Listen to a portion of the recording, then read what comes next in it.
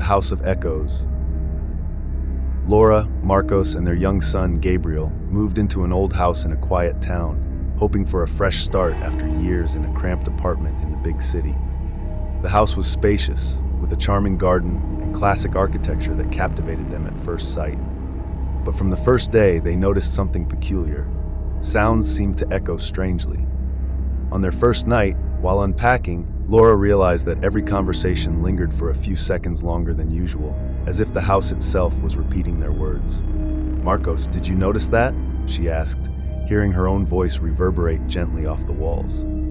"Yes, it's kind of strange," he replied, frowning. "It must be the acoustics. Old houses often have that." Despite the initial discomfort, the family decided the peculiarity was harmless, even a bit charming. Gabriel, only 5 years old, loved playing with the echo, laughing every time he heard his voice bouncing around the corridors. As days passed, they grew accustomed to the echoes. But Laura couldn't shake the feeling that something else was happening. At night, while Marcos and Gabriel slept, she would sit in the living room, listening to the sounds of the house. The echoes felt more pronounced, almost like distant whispers that didn't belong to them. One night, as she read a book, Laura heard something that made her blood run cold. It wasn't her own voice echoing back to her, but a conversation between two people she didn't recognize. The voices were low but clear, as if coming from another part of the house. "Did you lock the door?" a man's voice asked. "Yes, but I don't know if it will help," answered a woman's voice, tinged with worry. Laura froze, trying to understand what she was hearing. She looked around, but the house was silent, except for these voices that continued to echo softly through the walls. She got up and went into the hallway, but there was no one there. Returning to the living room, she sat down again, confused and unsettled. "I must be imagining things," she whispered, trying to convince herself it was just fatigue. But part of her knew the echoes in the house were more than a simple acoustic effect. The following night, Laura couldn't shake the memory of the voices. Though Marcos thought it was just the house's odd acoustics, she sensed something deeper was happening. When Gabriel went to sleep, Laura decided to stay in the living room, listening carefully to the echoes. She sat on the sofa, the room steeped in an unsettling silence. The clock on the wall struck midnight, and the echoes began again. This time, they were clearer and more intense. She heard footsteps echoing through the corridors, followed by the sound of a door opening and closing. Laura sat frozen, waiting to hear more. The same voices she'd heard before resumed their conversation. "We need to leave," the woman's voice said, now filled with desperate urgency. "We can't, not yet," the man's voice replied, his calm only heightening the tension. A shiver ran down Laura's spine. These voices, these conversations, they didn't belong to anyone she knew, yet they echoed as if happening right then, in that very house, in that very moment. Determined to understand what was happening, Laura told Marcos everything the next morning. "Marcos, I heard it again.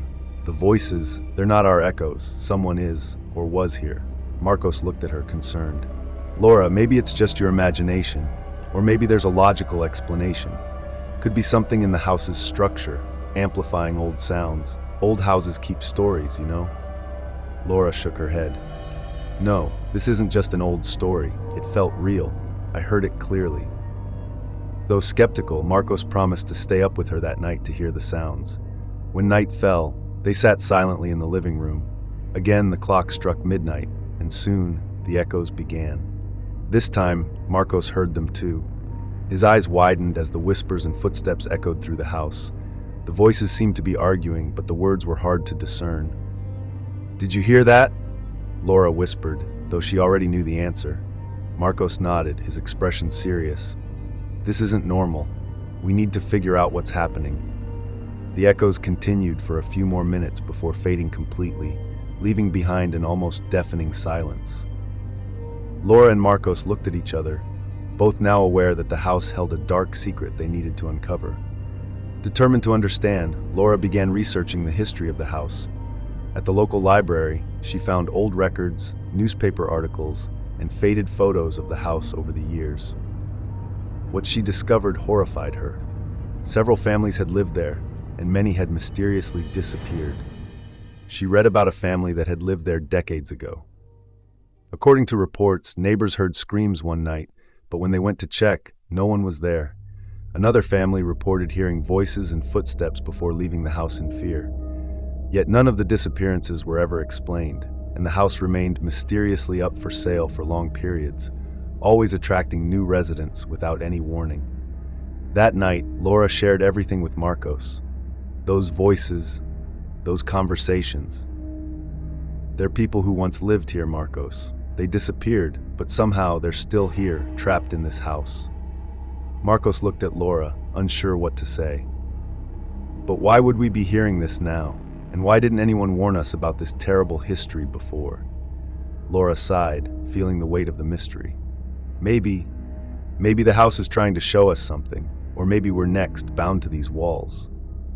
That night, Laura and Marcos decided to sleep together in the living room, close to where they'd heard the echoes. They didn't know if it would help them understand, but they wanted to be ready. Gabriel slept in the adjoining room, blissfully unaware of the sinister events his parents were trying to unravel. Shortly after midnight, the echoes returned. This time, the sounds were louder and closer. Footsteps echoed heavily, as if someone were walking down the corridors, each step reverberating off the walls. Then a woman's scream shattered the silence, followed by a desperate plea. "Please, don't do this," the voice begged. Laura and Marcos held hands, their eyes fixed on the hallway. They felt the presence of the voices, the people trapped there, eternally reliving what seemed to be their last moments of life. They were so close that it was almost possible to feel the woman's despair. Laura realized then that the house wasn't merely echoing the past. It was reliving the final moments of those who had vanished. And each day, the echoes grew stronger, as if they were being pulled toward the same fate. Unable to ignore the danger any longer, Laura and Marcos decided they needed to leave immediately. As they rushed to gather their things and wake Gabriel, the echoes grew louder, filling the house with a cacophony of screams, whispers, and footsteps. The sounds intensified as if the house itself were trying to prevent them from escaping. When they finally reached the door, they felt as though something was holding them back. It was as if the house didn't want to let them go. With all his strength, Marcos managed to open the door, and the family fled, leaving behind the chilling echoes that still followed them, even outside. That night, they realized the house was trapped in an eternal cycle, endlessly repeating the horrors that had occurred within its walls, and they had narrowly escaped becoming part of its dark history. The family found refuge in a friend's home, but the fear and the feeling of still being bound to the house followed them. The terror of almost being swallowed by the echoes haunted them. They knew they had to end the house's tragic cycle somehow, but returning was a risk. The next day, Laura sought help from a local historian who could guide them on what could be done. The man explained that, according to rumors, the house was built on an old abandoned cemetery, which might explain the spirits trapped within. He told them that to release those spirits, they would need to close the cycle, a kind of farewell ritual that would allow the souls to rest. Knowing they had no other choice, Laura and Marcos returned to the house at dusk, ready to confront the echoes one last time and set free whatever was trapped there. Guided by the historian, they brought candles and personal belongings of previous residents, found in the historical records. When they entered, the house was shrouded in a threatening silence. Their footsteps echoed, but there were no other voices or whispers. With caution, Laura began the ritual, lighting a candle in each corner of the room and reciting words of farewell. She held a diary from one of the disappeared families, reading passages that spoke of happy moments in the house, hoping to bring peace to those memories. As she spoke, the air grew colder, and the lights flickered.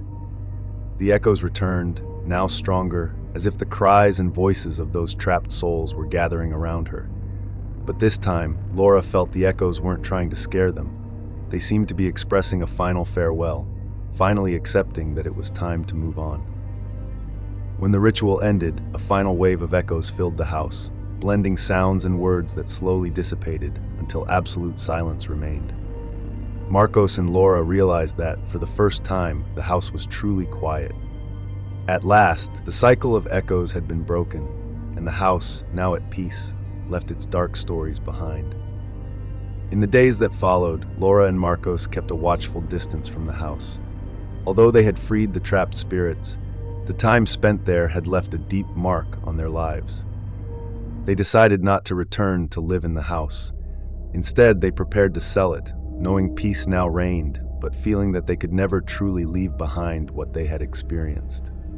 As she closed the door one last time, Laura felt a mix of relief and respect.